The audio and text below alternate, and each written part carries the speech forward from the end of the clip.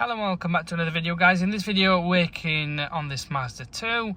I think it's 2016, 15, around that sort of reg.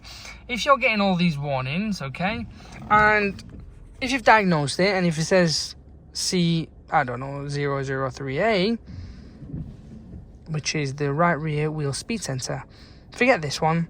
Forget everything else, steering wheel position sensor, whatnot. Forget all them. That'll be just the steering wheel. You'll probably have to do a full lock to the left, full lock to the right.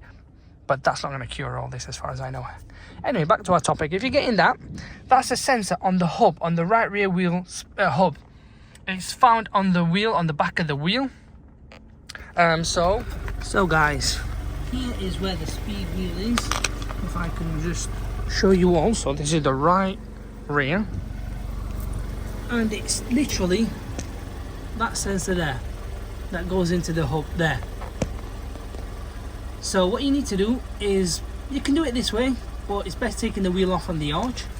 And when you do, replace it with an original OEM, plug it in, and then you don't even need to do a full scan and clear, to be fair with you. You could just plug it in and it should reset everything. What happens is, the reason you're going to get that sort of warning on there is because it's either the wire's packed in, finished, done, or it's corroded, or there's a short circuit somewhere. But in this case, just get that OEM original online, or even Bullseye in your car part and whatnot, from these companies. It's only like 20 quid or so.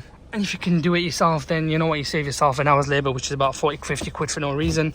But yeah, that's what it is, guys.